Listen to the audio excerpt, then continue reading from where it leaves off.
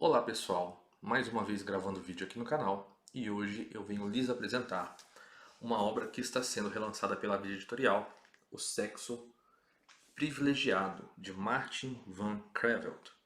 Bom, deixarei na descrição desse vídeo o link para quem tiver interesse em adquirir a obra e um cupom de desconto que pode ser utilizado no site da Via Editorial. Nesse vídeo aqui eu vou falar um pouco sobre o autor e os temas que são debatidos, aventados aqui na obra do historiador Martin. Então, ele é um militar israelense, historiador, nasceu na década de 40 em Roterdã, né?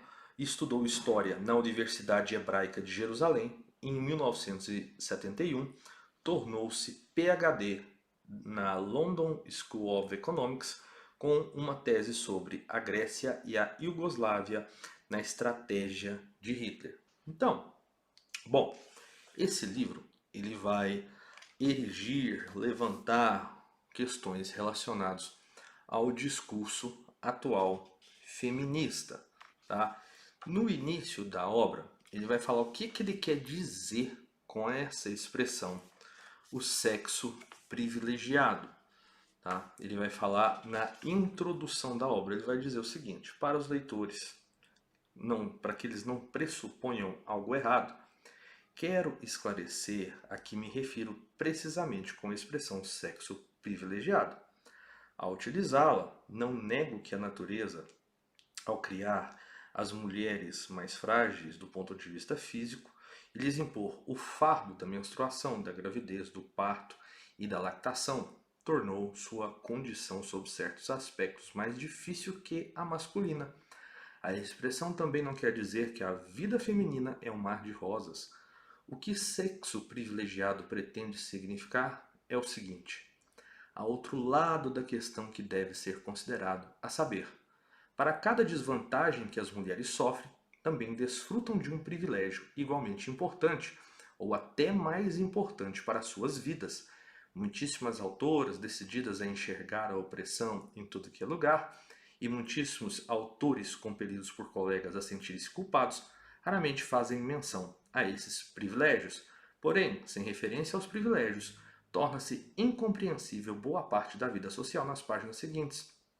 Procuro apresentar uma versão fidedigna dos acontecimentos. Então, ele vai, através dos seus capítulos, ele vai trabalhar esses mitos que, segundo ele, são levantados em relação à mulher. Tá? Então, no capítulo 1, ele vai preparar terreno e analisar as crenças a respeito da alegação da opressão feminina ao longo da história. Então ele vai trabalhar, por exemplo, como que eram as mulheres na Grécia, as mulheres como elas eram tratadas pelos nazistas, enfim. Ele vai pegar esse contexto histórico e aí ele vem apresentando uma contrapartida, mostrando as inverdades que são faladas sobre esse assunto.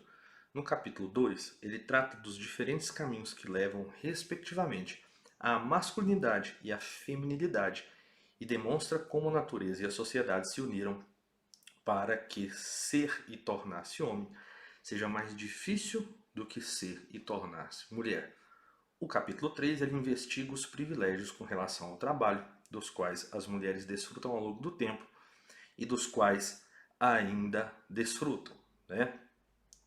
Hoje, ele vai mostrar que no decorrer do tempo, quando ele começou a pensar sobre essa tese e até a publicação e atualização do livro, houve só melhoras na vida das mulheres. No capítulo 4, ele explica como as distintas sociedades em diferentes épocas e lugares buscaram garantir a assistência econômica das mulheres mediante o sustento fornecido pelos homens, dado que as mulheres, tradicionalmente, desempenharam menos trabalhos e também trabalhos mais fáceis se comparados aos homens. O capítulo 5 examina a posição da mulher no que diz respeito à lei e ao crime e mostra como as leis criadas elas vêm, na verdade, beneficiar a mulher. No capítulo 6 ele apresenta o fato de que as mulheres foram dispensadas de participar de guerras e analisa a questão da sua proteção no campo bélico. Capítulo 7 trata dos frutos de se ter concebido as mulheres essa posição privilegiada, quais são as consequências dessa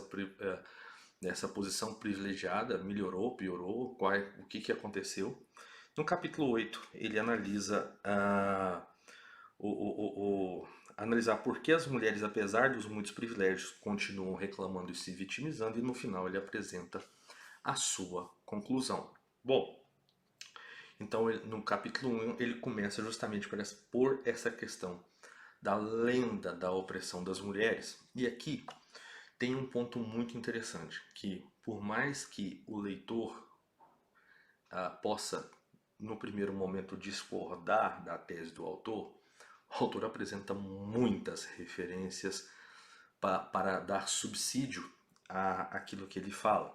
Então, para vocês terem noção, aqui o livro possui 1189 referências no decorrer de todos esses capítulos aqui.